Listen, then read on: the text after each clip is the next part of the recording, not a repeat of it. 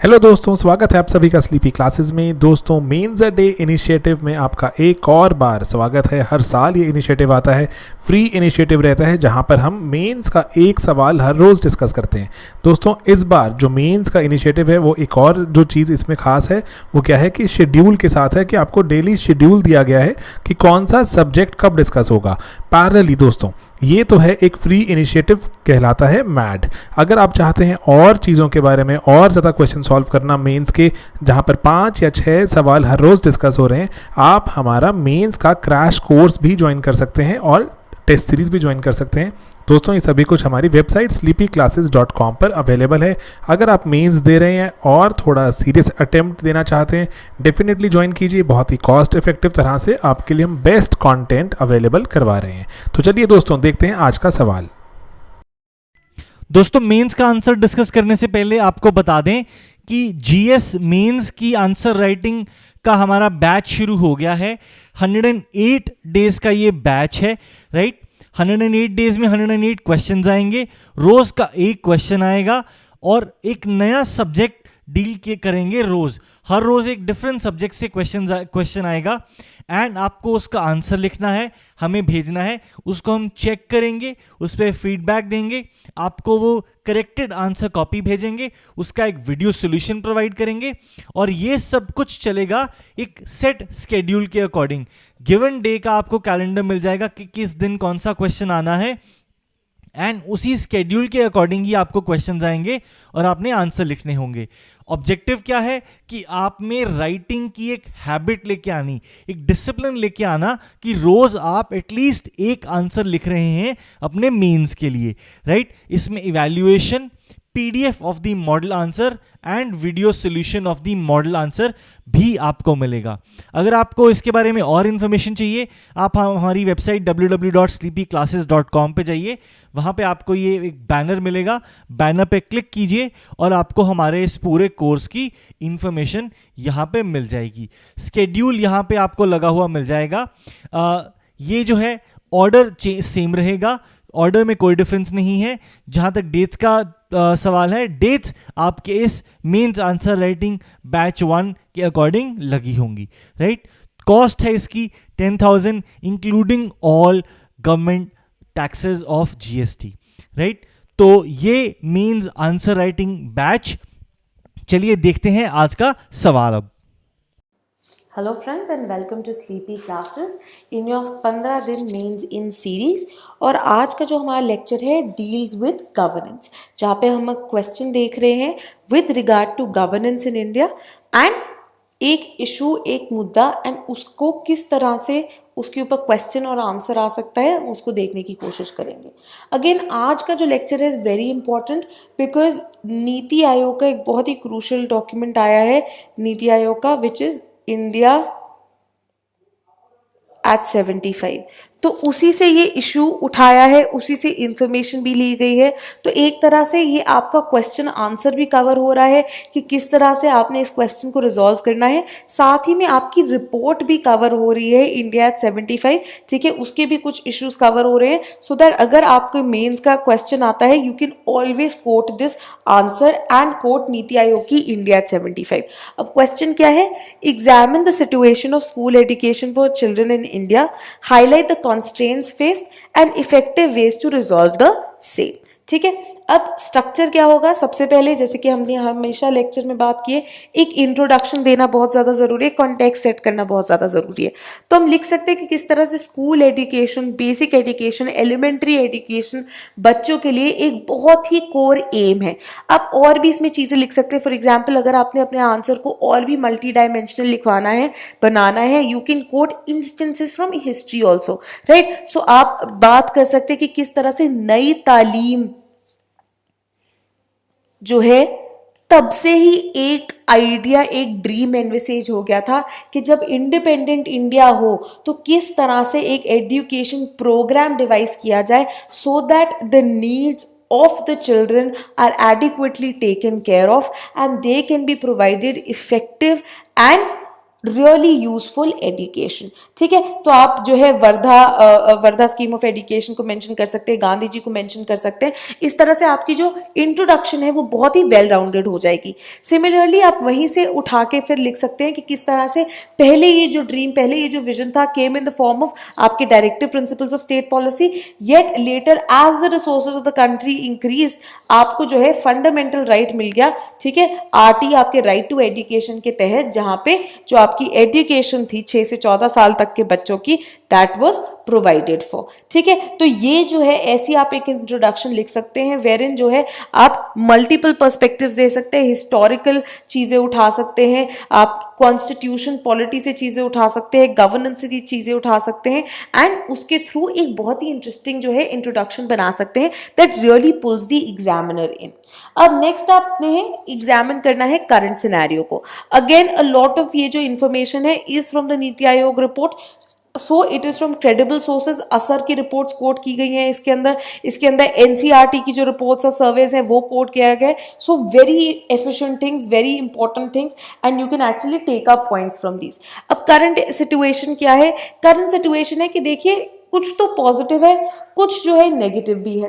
अब जो elementary ratios है, जो एनरोलमेंट रेशोज है, gross enrolment ratio elementary level के, वो ऑलमोस्ट 100% जो है छू चुके हैं, which is a great thing. However, and इसी के अंदर जो है जो एनरोलमेंट रेशो के अंदर अगर कोई डिफरेंस देखा जाए, से बेस्ड ऑन जेंडर और कास्ट, तो ज्यादा वेरी नहीं करता। तो मतलब women as well as caste marginalise जो आपकी क्लासेस हैं उनकी भी जो एनरोलमेंट है काफी अच्छे नंबर्स में हो रही है। इवन तो जो नेट एनरोलमेंट रेशो है वो अभी भी लो रहता है। अब असर जो आपके सर्विस कराता है उसमें ये एस्टिमेट हुआ है कि जो अटेंडेंस है वो भी नॉट वेरी ग्रेट बट काफी एवरेज एक ओके लेवल पे है, जहां पे जो नेशनल अटेंडेंस है primary and upper primary schools that is 71.4% and 73.2%। However, जो प्रॉब्लमेटिक है is the fact that it varies across states. So some states are doing very well in this case and some states are doing very poorly. ठीक है, again एक जो problematic चीज आती है is with regard to learning outcomes in school education. तो gross enrolment ratio तो बढ़ गया है बट जो लर्निंग आउटकम्स है उनमें अभी भी सिवियर इंप्रूवमेंट की जरूरत है। तो जो प्रीवियस NAS सर्वे कराया गया था, नेशनल काउंसिल फॉर एजुकेशन, जो आपकी NCERT है, उसमें उसकी रिपोर्ट में आया था कि अभी भी 60% जो बच्चे हैं ऑफ 5वीं class, right, they were still scoring below 50% across subjects, which is a very dismal thing. ठीक है, साथ ही में असर की जो रिपोर्ट और सर्वे आया था 2016 का, उसमें उन्होंने देखा कि रूरल एरियाज जो है कितना सफर कर रहे हैं, जहाँ पे जो 5वीं क्लास के बच्चे हैं उनमें से सिर्फ 47.8 बच्चे 5वीं क्लास के दूसरी क्लास की किताबें जो है वो पढ़ पाते हैं और 26% है बस जो 5वीं क्लास का मैथ्स जो है, अरिथमेटिक जो है वो कर पाते हैं। हाउएवर, डिस्पाइट इंक्रीजिंग एक्सेस, ठीक है, even though access to schools and education बढ़ता जा रहा है, जो एनरोलमेंट है गवर्नमेंट प्राइमरी स्कूल्स में उसमें डिक्लाइन आ रहा है और जो एनरोलमेंट है प्राइवेट प्राइमरी स्कूल्स में उसमें इंक्रीज आ रहा है। एंड एक रीजन इसलिए है because of the decimal quality of education जो लोगों को लगता है इन पब्लिक स्कूल्स, एंड एक ये परसेप्शन बन गई है कि प्राइवेट स्कूल्स क्योंकि ज्यादा चार्ज कर रहे हैं they will and up teaching better also. ठीक है, तो एक ये परसेप्शन जो है बन गई है। अब क्या मेजर कॉन्स्ट्रेंट्स है जो कि फेस कर रहे हैं? सबसे पहला है इनएडिक्वेट public funding in the sector. ठीक है, बहुत कम है, बहुत ही ज्यादा डिसमिल है, जरूरी है इसको बढ़ाना। अभी भी जो है this hovers around 3% of the GDP when the world average is much more। ठीक है, वर्ल्ड बैंक जो है वर्ल्ड एवरेज बताता है एंड वो काफी ज्यादा है। इंडिया जो है अभी भी एस्पायर कर रहा है to raise this, right, raise public funding in this sector, however that remains a distant dream, right? So despite various schemes and policies so on so forth, अगर adequate funding नहीं आएगी which is not put in assuring better infrastructure, in assuring better teachers, in assuring better books, तो आपके जो government schools है they will only end up suffering and private schools there will be a boom, the mushrooming of private sector in education, जैसे कि हम देख रहे हैं। ठीक है, नेक्स्ट है disproportionate focus on school infrastructure as opposed to learning outcomes. ठीक है, तो यहाँ पे अब क्या बात हो रही है, यहाँ पे बात हो रही है कि जो मेजर या यार्डस्टिक है of better education, of assuring education, that should not just be school infrastructure. आप टॉयलेट्स प्रोवाइड कर रहे हो, अच्छे, बहुत अच्छी बात है, but it might be necessary, but it can't be the and all. ठीक है, लर्निंग आउटकम्स जो है उतने ही ज्यादा इंपॉर्टेंट है कि आपका बच्चा आखिरकार स्कूल से सीख के जा क्या रहा है। ठीक है, so it is just as important कि आप फंड्स लगाएं in assuring better learning outcomes. And some of the ways in which it can be done is कि आप ऑल्टरनेटिव टीचिंग मेथड्स जो है वो यूज कीजिए। ठीक है, ज्यादा interactive forms of teaching methods जो होते हैं वो टीच कीजिए। ठीक है, for example you can use technology to do the same, you can use pictures, क्योंकि primary and upper primary level के बच्चों की बात हो रही है, तो पिक्चर्स और स्पोर्ट्स और games to actually induce this idea of learning, right. So ऐसी चीजें ये जो डिवाइस करने की जरूरत है ताकि लर्निंग आउटकम्स इंप्रूव हो, वो भी उन पे फोकस करना बहुत ज्यादा जरूरी है। Next up is challenges in governance and monitoring mechanism for learning outcomes. Again, how do you keep measuring learning outcomes? Now we know we have a no detention policy, right? ये no detention policy जो थी,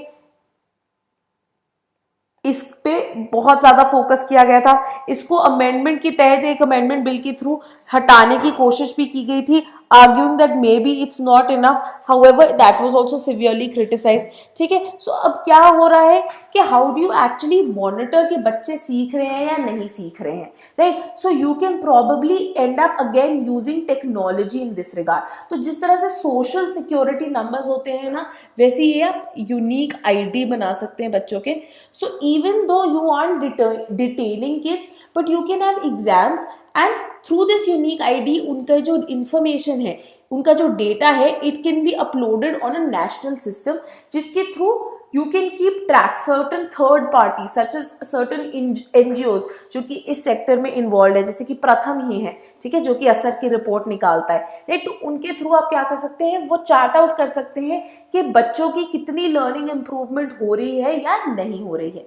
ठीक है, एक और जो issue रहता है that is with regard to accountability systems in schools, right, that who is accountable if the children don't end up performing well, who is to be held responsible. Inadequate teacher training system एक और जो है बहुत बड़ा एक लकूना है, vacancies रहती हैं, टीचर्स जो है खुद एब्सेंट रहते हैं, जिसका एक कॉन्सिक्वेंस क्या हुआ है that there has been a mushrooming of coaching institutions. ठीक है, कोचिंग एंड ट्यूशन सेंटर्स जो हैं which charge a lot, which burden the already burdened parents with more fees। ठीक है, इनके थ्रू, क्योंकि बच्चों को क्या है, उनको क्या लगता है कि बच्चे अब स्कूल में तो उनको पढ़ाया नहीं जा रहा है, टीचर्स को ज़्यादा आता नहीं है, तो क्या ट्यूशंस एंड कोचिंग सेंटर्स जो है अब एक वो बन गए हैं, जिसके कारण जो है ये सेक्टर बहुत बूम कर रहा है। Then next up is limited options for vocational education in school system, right? So the kids who probably are not that interested in higher learning or are not that oriented towards tougher education, right? उनके लिए skill development and vocational education school level पे introduce करा देनी चाहिए, so that they can start early and enter a vocational training so that they can start earning also। ठीक है, so that they have one set sector जिसके through वो एक regular income भी कमा सकते हैं। ना वे फॉरवर्ड ये जो आगे के सोल्यूशंस हैं, राइट, नीति आयोग इंडिया 75 जो है उन्होंने काफी दिए हैं, right, so you can quote these as well, right. Increase education sector funding, जिस तरह से हमने देखा कि जो पब्लिक सेक्टर फंडिंग है वो काफी कम है, तो जरूरी है आप जो जीडीपी का जो हिस्सा स्पेंड होता है ऑन दिस सेक्टर आप उसको बढ़ाइए। You need to increase it to at least 6% of the GDP by 2022।